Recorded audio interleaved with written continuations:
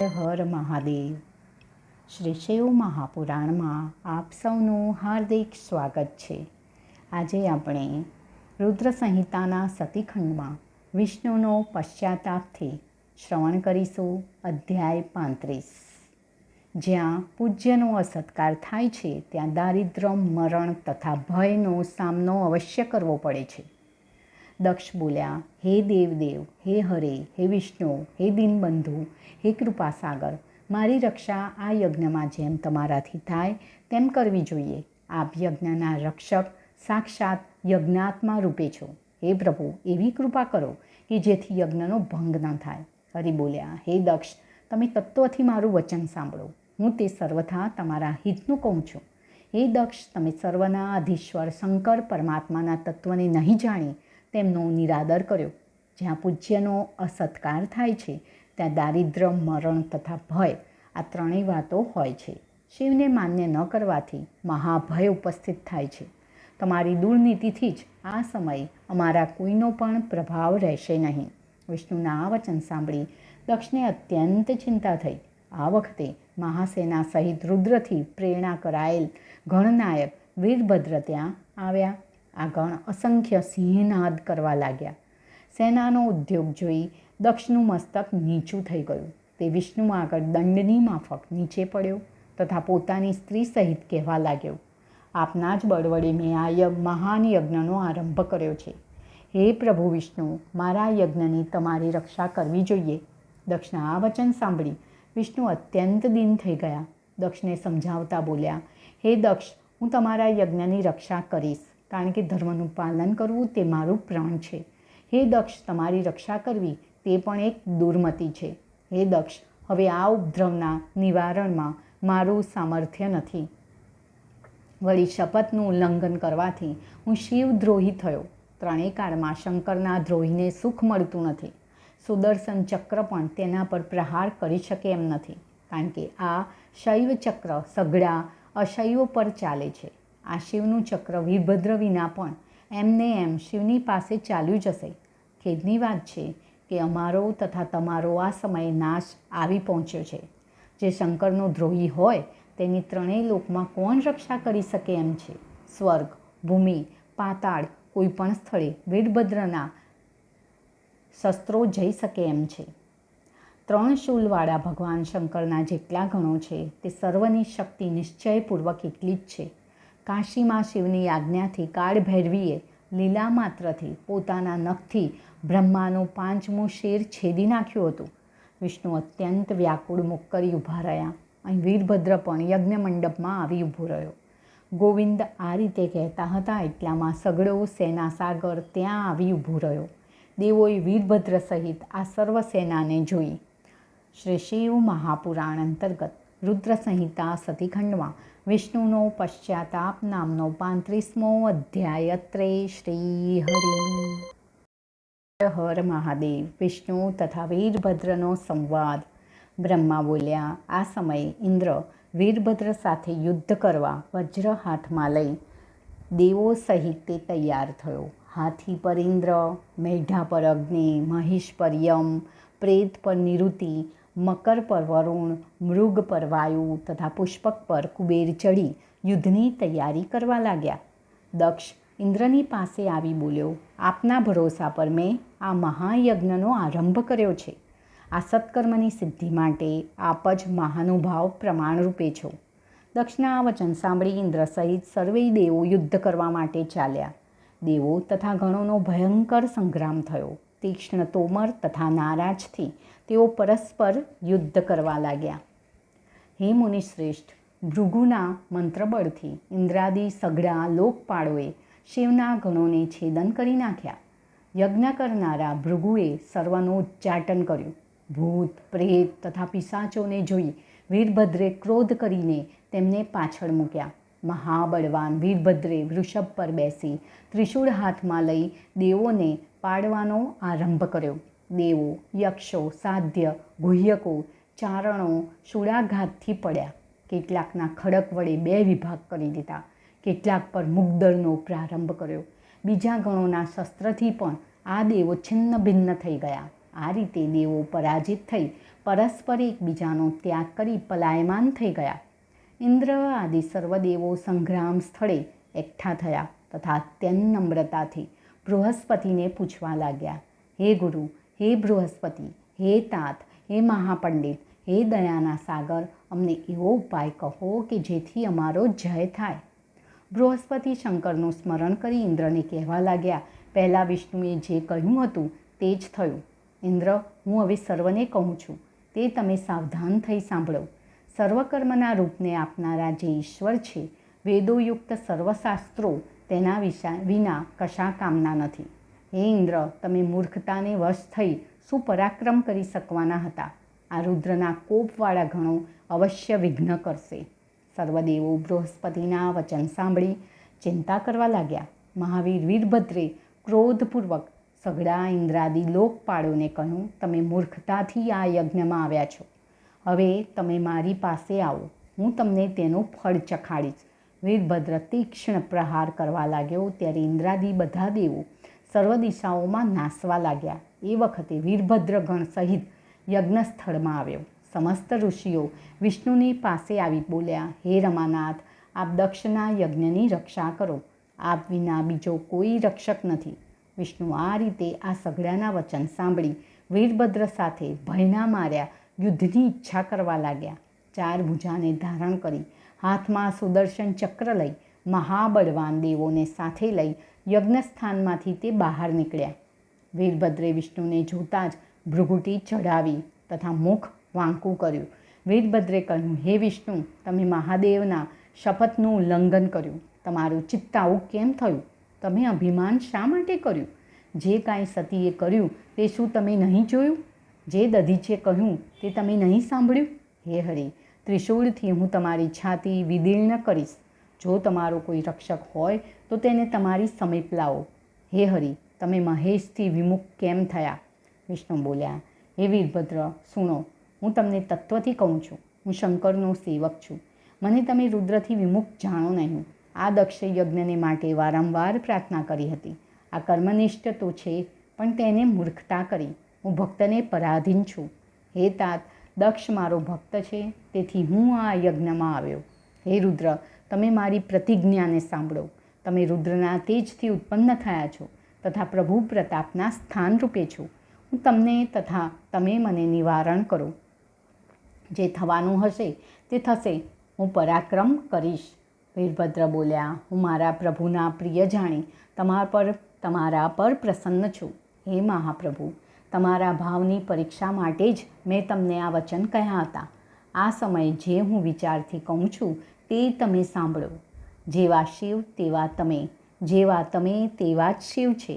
વિષ્ણુ બોલ્યા, હે મહાવીર, મારી સાથે શંકા રહિત થઈ યુદ્ધ કરો. હું તમારા અસ્ત્ર વડે પૂર્ણ થઈ મારા સ્થાન તરફ જઈશ. વિષ્ણુ આમ કહી વિરામને પામ્યા. યુદ્ધને માટે તત્પર થયેલ તથા મહાબળવાન વીરભદ્ર પણ પોતાના ગણો સહિત યુદ્ધને માટે તૈયાર થયા. શ્રી શિવ મહાપુરાણ અંતર્ગત રુદ્ર સંહિતા સતીખંડમાં વિષ્ણુ તથા વીરભદ્રનો સંવાદ નામનો 36મો અધ્યાય. શ્રી હરિ મહાદેવ. અધ્યાય 37. દક્ષના યજ્ઞનો નાશ. બ્રહ્મા બોલ્યા, પછી મહાબળવાન વીરભદ્ર વિષ્ણુની સાથે યુદ્ધને માટે તૈયાર થયા. મહાબળવાન વિષ્ણુ પણ પોતાના પક્ષના દેવોને પ્રસન્ન કરવા 5 જન્ય શંખનો મહાશબ્દ કરવા લાગ્યા. આ સમયે ઇન્દ્રાદિ સઘળા લોકપાળો પણ ઊંચે સ્વરે સિંહનાદ કરી વીરભદ્ર સાથે યુદ્ધ કરવા લાગ્યા. ગણો તથા લોકપાળોનું મહાન ભયંકર યુદ્ધ થયું. નંદી સાથે ઇન્દ્ર તથા અનલ સાથે કુબેર તથા કુષ્માંડપતિ મહાબળવાન કુબેર સાથે યુદ્ધ કરવા લાગ્યા. વ્રજથી ઇન્દ્રે નંદીને તાડન કર્યો. નંદીએ ત્રિશૂલ દ્વારા ઇન્દ્રની છાતીમાં આઘાત કર્યો. યોગિની ચક્ર સહિત ભૈરવી નાયકે સઘળા દેવોને નસાડી મૂક્યા. રુધિરનું પાન કરવાનો આરંભ કર્યો. આ રીતે ક્ષેત્રપાળ પણ દેવોનું ભક્ષણ કરવા લાગ્યા તથા કાલી પણ તેઓને વિંધી નાખી તેમના રુધિરનું પાન કરવા લાગ્યા. મહા તેજસ્વી વિષ્ણુ પણ યુદ્ધ કરવા લાગ્યા. તેમણે પોતાના ચક્રનો પ્રહાર કર્યો. મહાવીર એકદમ ત્યાં આવી પહોંચ્યા તથા તે ચક્રને ઘડી ગયા.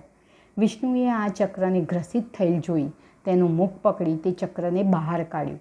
વિષ્ણુ મહાક્રોધ કરી ચક્ર ઉઠાવી પરમ વેગથી વીરભદ્રની સાથે યુદ્ધ કરવા લાગ્યા. વિષ્ણુના દેહમાંથી યોગ બળને લીધે શંખ, ચક્ર તથા ગદા હાથમાં લઈ અસંખ્ય વીરો પ્રકટ થયા.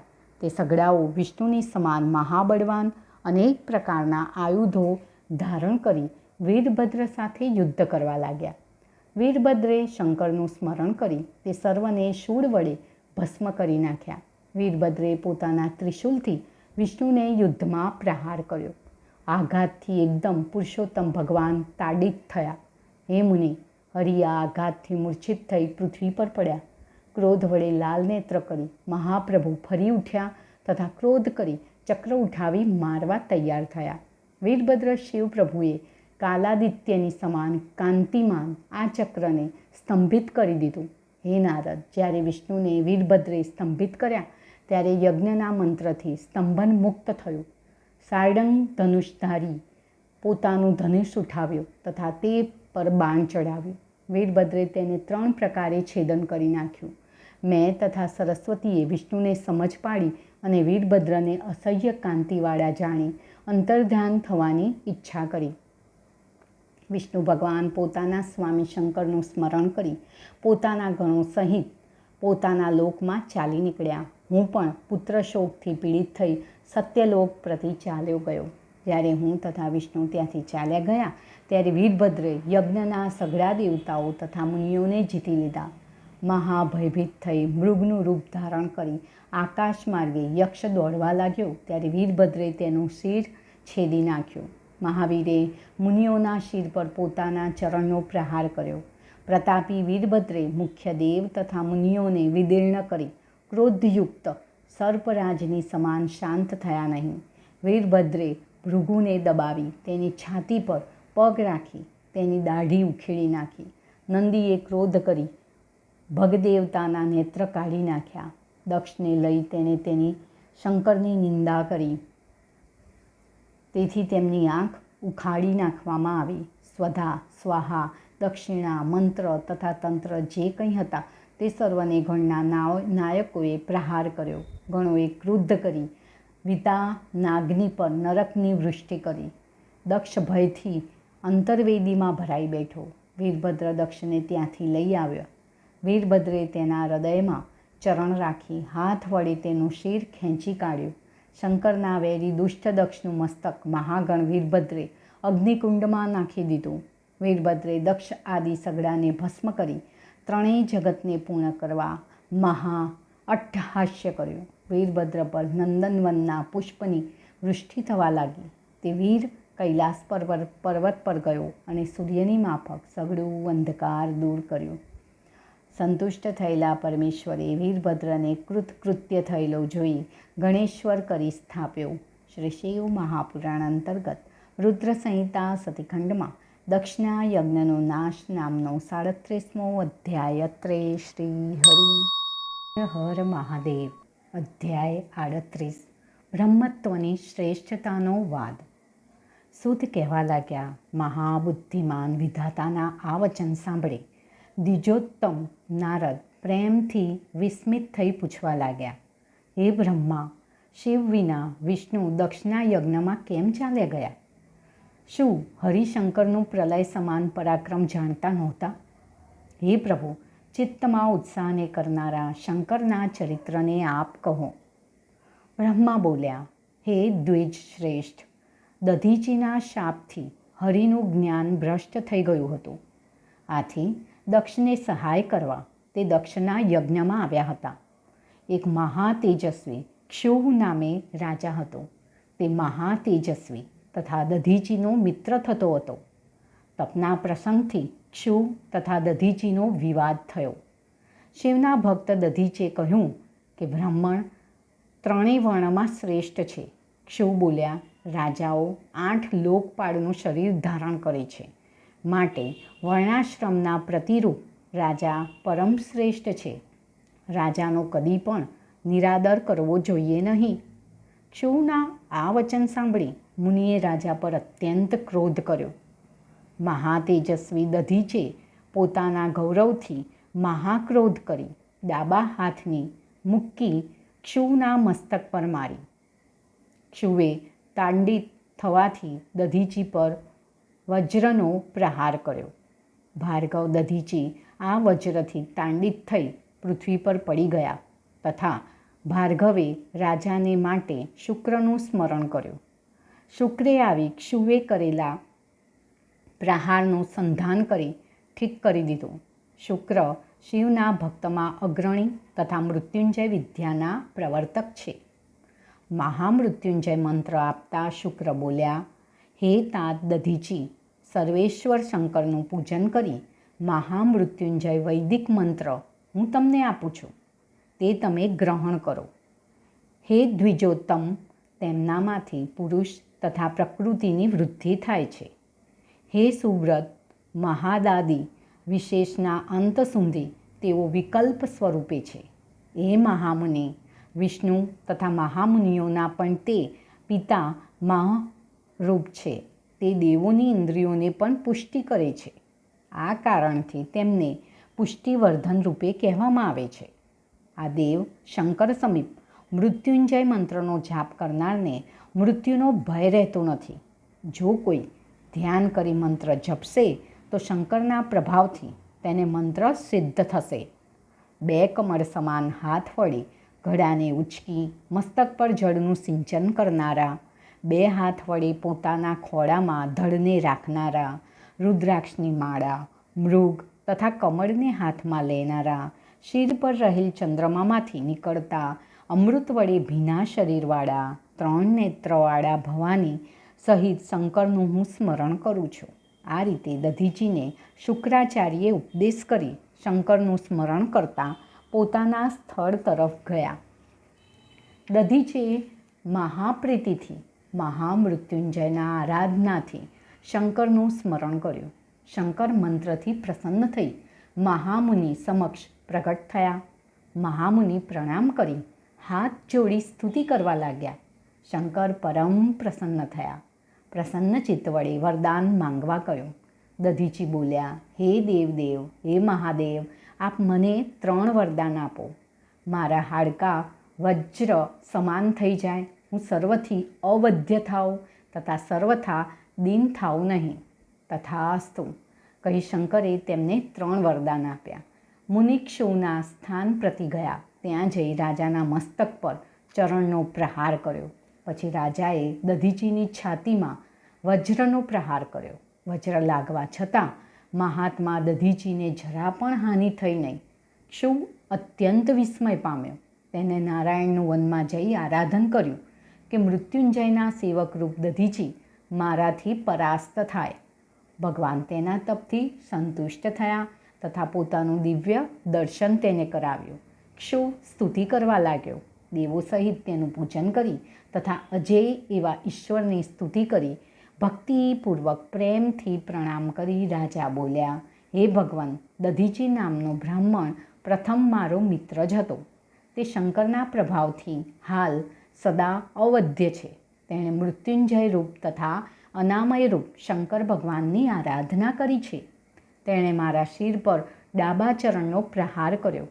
શંકરનું સ્મરણ કરી હરિએ ક્ષુને કહ્યું કે, હે રાજન, બ્રાહ્મણોને કદી પણ કોઈથી ભય હોતો નથી. તેને દુઃખ આપવાથી મને તથા દેવોને શાપ થાય છે. હે રાજન, તેમ છતાં દધીચી પર વિજય માટે હું કંઈક કરું છું. ક્ષુ બોલ્યો, તે પ્રમાણે થાય તો સારું. તથા અત્યંત પ્રેમથી પોતાની કામનાને માટે તેણે ત્યાં સ્થિતિ કરી. શ્રી શિવ મહાપુરાણ અંતર્ગત રુદ્ર સંહિતા સતીખંડમાં બ્રહ્મત્વની શ્રેષ્ઠતાનો વાદ નામનો 38મો અધ્યાય. શ્રી હરિ હર મહાદેવ. અધ્યાય 39. બ્રહ્મત્વની શ્રેષ્ઠતાનો પ્રભાવ. બ્રહ્મા બોલ્યા, ભક્તવત્સલ ભગવાન વિષ્ણુ ક્ષુના આ કૃત્યને માટે બ્રાહ્મણનું રૂપ ધારણ કરી દધીચીના આશ્રમમાં ગયા. ક્ષુના કાર્ય માટે ઉદ્યમવાળા વિષ્ણુ દધીચીને કહેવા લાગ્યા, હે દધીચી, હું તમારી પાસે એક વરદાન માંગુ છું. તે વરદાન આપ મને આપો. દધીચી બોલ્યા, હે વિપ્ર, હું જાણી ગયો છું આપ સાક્ષાત હરિ છો. હે જનાર્દન, ભૂત, ભવિષ્ય તથા વર્તમાન આ ત્રણેય કાળનું જ્ઞાન મને શંકરની કૃપાથી પ્રાપ્ત થયું છે. દુષ્ટ બુદ્ધિવાળા ક્ષુએ આપની આરાધના કરી છે તે હું સારી પેઠે જાણું છું. તમારા પૂર્વે સ્વરૂપને તમે ધારણ કરો. હું આ જગતમાં દેવતા કે દૈત્ય કોઈથી પણ ડરતો નથી. વિષ્ણુ બોલ્યા, હે સુવ્રત, શંકરના પૂજનથી તમે સર્વજ્ઞ પણ છો, પણ હું તમને નમસ્કાર કરી કહું છું કે આપ એકવાર ક્ષુ રાજાની પાસે જઈ એમ કહો કે હું તમારાથી ડરું છું. દધીચી બોલ્યા, કોઈથી પણ કદી ડરતો નથી. તે સર્વ ભગવાન પિનાકી રૂપ સાક્ષાત શંકરનો પ્રભાવ છે. ઋષિના વચન સાંભળી વિષ્ણુ મહાય કોપાયમાન થયા તથા મુનિને ભસ્મ કરવાની ઈચ્છાથી પોતાનું ચક્ર ઉગામ્યું. ભગવાનનું આ કઠણ ચક્ર શંકરના પ્રભાવથી કુંઠિત થઈ ગયું. દધીચીએ કહ્યું, હે ભગવાન, આપે તો મહાપ્રયત્નથી આ દારૂણ ચક્ર મેળવ્યું હતું. હરિભગવાને ક્રોધ કરી તેના પર સર્વ અસ્ત્રોનો પ્રહાર કર્યો. દધીચીએ કહ્યું કે આ શું છે? આ બ્રહ્માસ્ત્ર આદિનો પ્રહાર કરો. હરિએ ક્રોધ કરી તેના પર સંપૂર્ણ શસ્ત્રો ચલાવ્યા. દેવોએ પણ ઉત્સાહથી વિષ્ણુને સહાયતા કરી. એક બ્રાહ્મણ સાથે યુદ્ધ કરવા સર્વેએ પોતાની બુદ્ધિ ચલાવી. દધીચીએ શંકરનું સ્મરણ કરી એક મુઠ્ઠીભર દર્ભ લીધો. સઘળા દેવોથી બચવા માટે તે દર્ભની વજ્રના હાડકા રૂપે રચના થઈ. શિવના પ્રભાવથી મુનિની દર્ભની મુઠ્ઠી કાલાગ્નિ સમાન ત્રિશૂલ રૂપે થઈ ગઈ. દધીચીનું ત્રિશૂલ પ્રલયાગ્નિ સમાન હતું. શિખા સહિત તે દેવોને બાળી નાખવાની ઈચ્છા કરવા લાગ્યું.